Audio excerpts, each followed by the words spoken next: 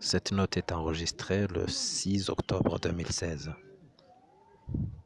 Je m'appelle Kizito Mihigo, je suis détenu dans la prison centrale de Kigali, officiellement nommée prison de Nyarugenge et communément connue sous le nom de 1930, année de sa construction.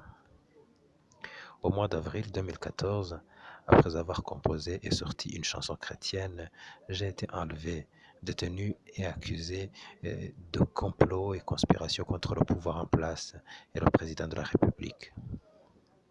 En effet, le 5 mars 2014, j'avais sorti une chanson intitulée Igisobanuro cy'urupfu, traduction, explication de la mort, et je l'ai postée sur ma chaîne YouTube, sur mon site personnel, ainsi que sur le site officiel de ma fondation.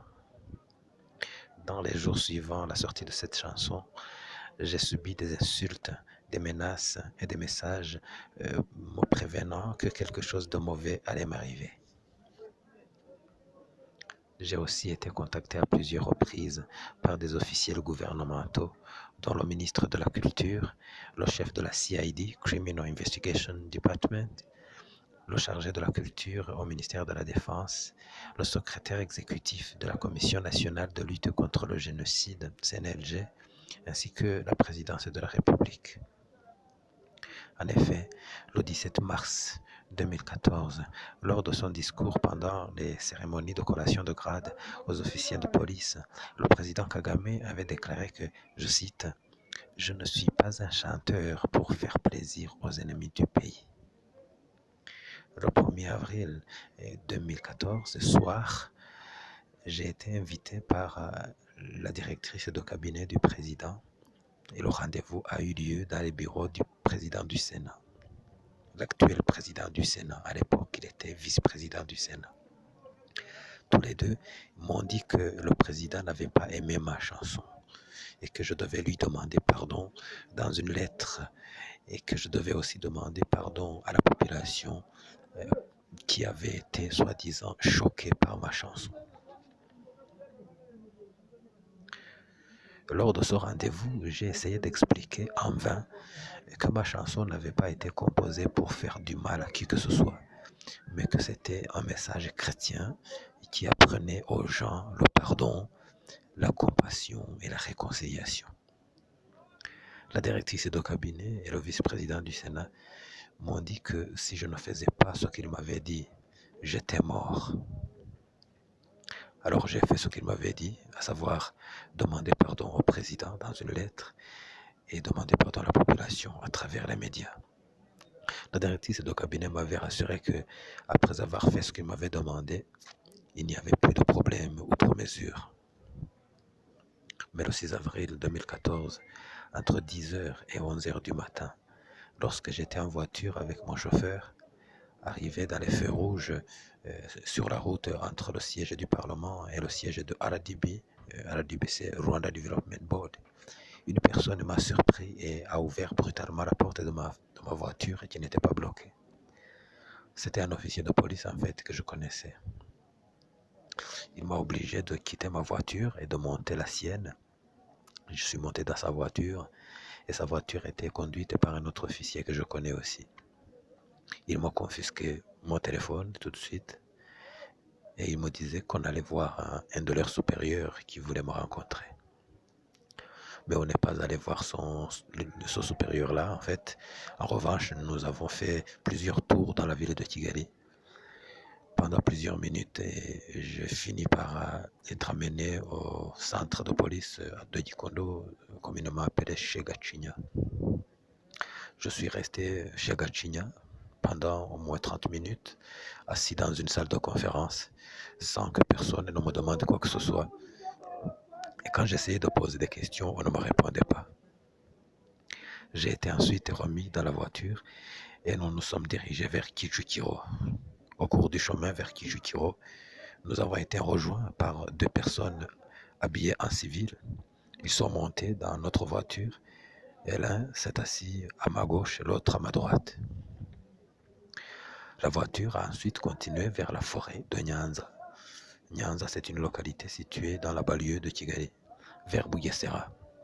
Je suis resté assis dans cette voiture, garée dans la forêt, entouré par les gens que je ne connais pas et qui ne me parlent pas, depuis les heures de midi jusqu'à 20 heures du soir. Vers 18 heures, j'ai pensé que ces gens voulaient me tuer. Dans cette forêt, en fait, ils allaient me tuer dans cette forêt et la population, à mon avis, elle allait découvrir mon corps le lendemain, le 7 avril. Alors j'ai dit, si le problème était ma chanson, j'ai dit que j'en avais parlé avec la directrice de cabinet du président et avec le vice-président du Sénat. Quelques instants après, la voiture a quitté la forêt et on m'a conduit au bureau du vice-président du Sénat encore, où j'avais rencontré la directrice de cabinet et le vice-président du Sénat. Et ce jour-là, j'ai retrouvé les mêmes personnes, mais avec une troisième personne qui était le commissaire général adjoint de la police. Ils m'ont dit que, en plus de la chanson qu'on m'avait accusé, qu'ils avaient trouvé dans mon téléphone une discussion par WhatsApp avec quelqu'un de l'opposition.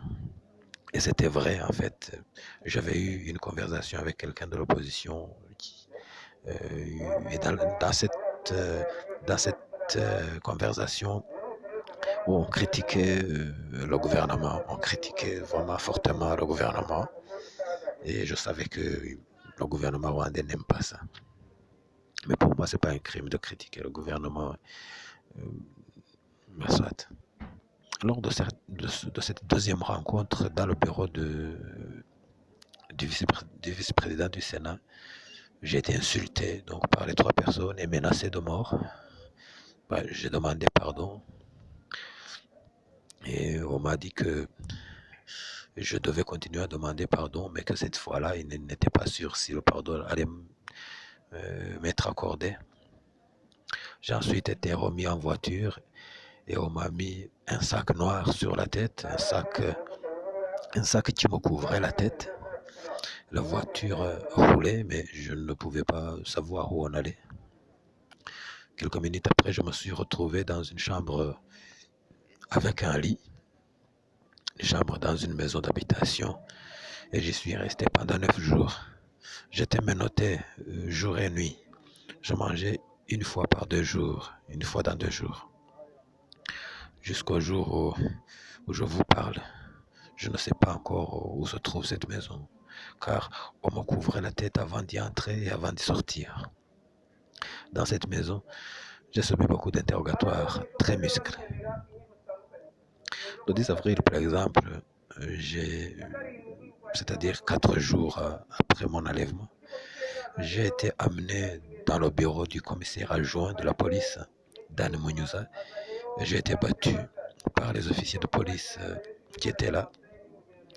J'étais allongé par terre et on me frappait sur les fesses. J'ai ensuite été amené dans la salle de la primature où j'ai rencontré beaucoup de dignitaires du gouvernement. Eux aussi m'ont posé beaucoup de questions à propos de ma chanson et à propos de cette discussion WhatsApp avec le membre de l'opposition. Je suis resté dans la maison secrète dans laquelle j'étais logé jusqu'au 15 avril, c'est-à-dire 9 jours. Le jour où la police m'a montré aux journalistes, en fait, c'était le 15 avril. Le commissaire adjoint de la police est venu me voir et m'a dit que si je continue à demander pardon et à plaider coupable dans tout le reste de mon parcours, c'est-à-dire en fait dans le procès, et que les choses allaient devenir faciles, mais que si je cherche si je plaide non coupable et que je cherche à dénoncer les injustices qui m'avaient été commises, eh bien, on allait me donner la perpétuité et j'allais mourir en prison. Ça, c'est le commissaire adjoint de la police qui me l'a dit le 15 avril, avant d'aller devant les journalistes. Donc, il m'a dit, continue à tout accepter et à plaider coupable et à demander pardon. Là, les choses deviendront faciles. Sinon, si tu cherches à entrer en bras de fer, à plaider non coupable et à dénoncer la torture et autres pratiques illégaux, pratiques illégales, eh bien, on te donnera la perpétuité et tu mourras en prison. J'ai respecté le deal. Et devant les médias et devant le juge, j'ai demandé pardon, mais ça ne m'a pas empêché quand même de dire que je n'ai fait que discuter avec quelqu'un. La chanson, elle n'est pas venue au procès, on n'a pas amené la chanson au procès, mais je sais que c'est vraiment le nœud de l'affaire.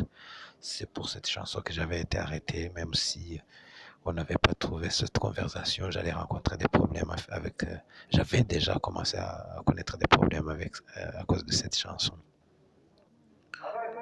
Le 15 avril, après avoir rencontré les journalistes, j'ai été présenté au procureur sans avocat. Et le procureur m'a donné un jour pour avoir trouvé l'avocat. Durant le procès, j'ai plaidé toujours coupable, comme j'avais promis. Et le 27 février 2015, le verdict est tombé et la haute cour a décidé que je devais faire 10 ans de prison.